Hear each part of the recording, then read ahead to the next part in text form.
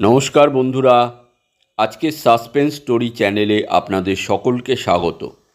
আমাদের গল্পগুলো আপনাদের যদি ভালো লেগে থাকে তাহলে অবশ্যই আমাদের চ্যানেলটিকে সাবস্ক্রাইব করে আমাদের পাশে থাকবেন। আজকের গল্প নীল শাড়ি পরা সেই মেয়েটি, লেখক নাকশাব আফরিন। কার রিপেয়ারিং গ্যারেজের মেকানিক আব্দুর রউফ কাজ শেষে গভীর রাতে বাড়ি ফিরছিল।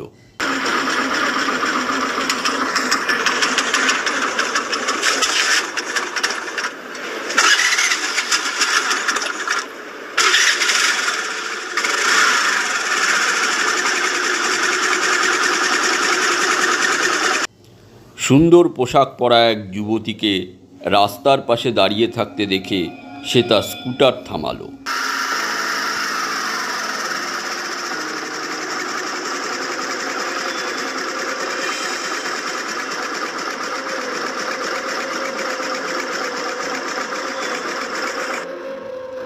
এত রাতে একা মেয়েটিকে দেখে সে ভাবল, দেখে তো মনে হচ্ছে ভদ্রঘরের মেয়ে, হয়তো কোনো কাজে আটকে পড়েছিল, এখন কোনো যানবাহন না পেয়ে নার্ভাস হয়ে পড়েছে। মেয়েটিকে লিফট দিল তার স্কুটারে। কিছু দূর গিয়ে রাস্তার কাছের এক ক্রসিংয়ের কাছে নেমে পড়ল মেয়েটি। এরপর যে দৃশ্য দেখল রউফ মিয়া, তাতে নিজের চোখকেও যেন বিশ্বাস হলো না তার। কয়েক পা এগিয়েই তার চোখের সামনে অদৃশ্য হয়ে গেল মেয়েটি। পরদিন সকালে গ্যারেজে গিয়ে সহকর্মী বন্ধুদেরকে ব্যাপারটা বলল সে, কিন্তু কেউ তার কথা বিশ্বাস করল না। এই ঘটনার ঠিক 4 দিন পরে 1979 সালের 22শে জুলাই প্রচণ্ড জ্বরে মারা গেল রউফ মিয়া। ব্যাপারটা পুলিশের কানে যেতেই তদন্ত শুরু হয়ে গেল, আর এই তদন্ত করতে গিয়েই ফাঁস হয়ে গেল এক ভয়াবহ চক্রান্তের ঘটনা। রউফ মিয়া মারা যাওয়ার 2 বছর আগের একটা ঘটনা। তাহিরা নামে একটা মেয়ে তার বন্ধুদের সঙ্গে দেখা করে বাড়ি ফিরছিল। গাড়ি ড্রাইভ করছিল তার ভাই। হঠাৎ ব্রেক ফেল করে একটা ইলেকট্রিকের খুঁটিতে ধাক্কা খেয়ে উল্টে গেল গাড়ি। সঙ্গে সঙ্গে মারা গেল তাহিরা। মনে করা হয় তাহিরার মৃত্যুর পেছনে এক প্রেমিক শিল্পপতির হাত ছিল। এই অ্যাক্সিডেন্টের নীল নকশাটা সে করেছিল তার এক পুলিশ বন্ধু ও একজন মেকানিকের সহায়তায়। ষড়যন্ত্রকারীরা ভেবেছিল দুর্ঘটনায় মারাত্মক আহত হয়ে মারা যাবে তাহিরার ভাই, ফলে একেবারে নিঃসঙ্গ ও অসহায় হয়ে পড়বে তাহিরা, কারণ এই ভাইটি ছাড়া আর কোনো আপনজন তার ছিল না।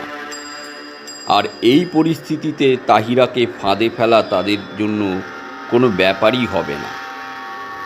কিন্তু তাদের সব পরিকল্পনা ভেস্তে দিয়ে ঘটনা ঘটে গেল অন্যভাবে। নিয়তির খেলা বুঝি একেই বলে।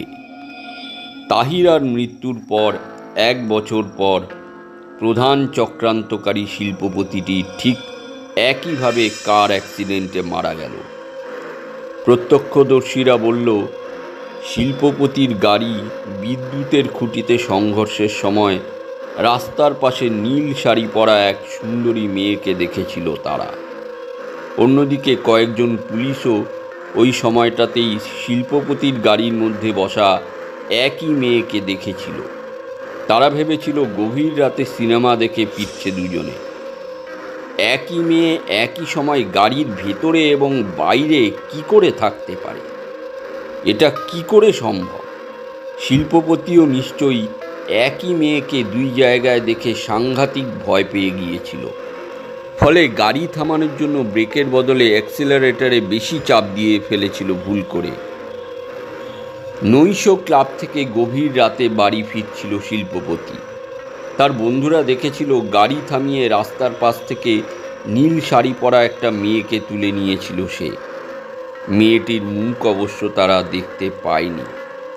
সম্ভবত শিল্পপতিও প্রথম খেয়াল করেনি মেয়েটিকে, কিন্তু গাড়ির বাইরেও ওই একই মেয়েকে দেখে পিলে চমকে গিয়েছিল তার। হয়তো বুঝে গিয়েছিল সাংঘাতিক খারাপ কিছু একটা ঘটছে। বিস্ময়কর ব্যাপার হলো, 1 বছর আগে যে সময় এবং যে তারিখটাতে অ্যাক্সিডেন্টে মারা গিয়েছিল তাহিরা, ঠিক 1 বছর পর ওই একই তারিখে একই সময় একইভাবে মারা গেল শিল্পপতিও। এমনকি দুর্ঘটনার স্থানটা পর্যন্ত একই। তার পরের বছরে রউফ মিয়া একই তারিখে মরল। এই রউফ মিয়া নাকি স্বাভাবিক জ্বরে মারা যায়নি, সমুদ্রে ডুবে গিয়েছিল সে। অজ্ঞান অবস্থায় উদ্ধারের পর আর জ্ঞান ফেরেনি। তার মৃত্যু সম্পর্কে বিশেষ কিছু আর জানা যায়নি। এই ঘটনার ঠিক 1 বছর পর জুলাইয়ের 17 বা 18 গভীর রাতে কাস্টমস ডিপার্টমেন্টের সঙ্গে জড়িত এক সিনিয়র পুলিশ অফিসারও এই নীল শাড়ি পরা যুবতীর পাল্লায় পড়েছিলেন।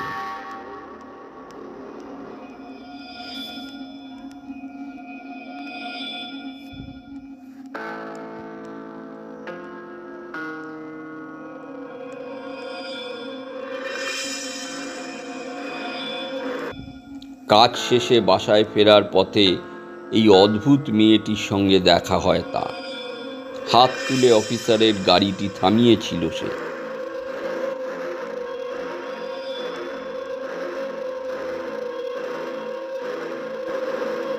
আশেপাশে তখন কেউ ছিল না।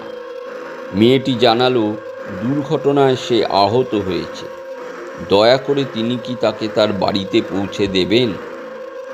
অফিসার সচক্ষে দেখলেন মেয়েটির গলায় সদ্য আঘাতের চিহ্ন। তিনি তাকে হাসপাতালে নিয়ে যেতে চাইলেন, কিন্তু রাজি হলো না সে, বরং বাসায় পৌঁছে দেওয়ার জন্য অনুরোধ জানালো।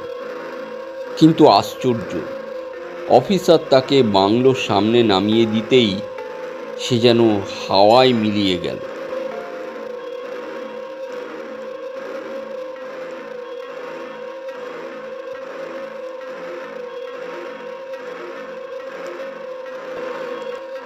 তিনি স্পষ্ট দেখলেন বাড়ির মধ্যে না ঢুকেই অদৃশ্য হয়ে গেল আহত মেয়েটি। এই ঘটনার 3 দিন পর ওপিয়াম স্মাগলারদের গুলিতে আহত হন পুলিশ অফিসার, এবং সেই আঘাতেই পরে মারা যান তিনি।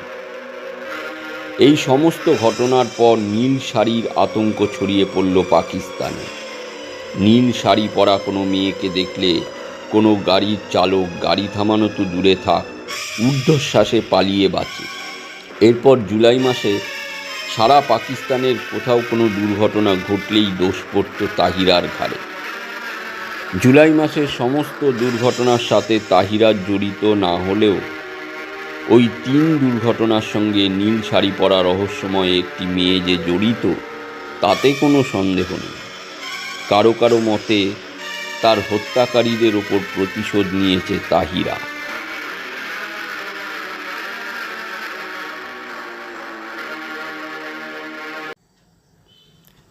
এখানেই গল্পটা শেষ। গল্পটা যদি ভালো লেগে থাকে তাহলে অবশ্যই লাইক, শেয়ার, কমেন্ট করতে ভুলবেন না বন্ধুরা। ধন্যবাদ।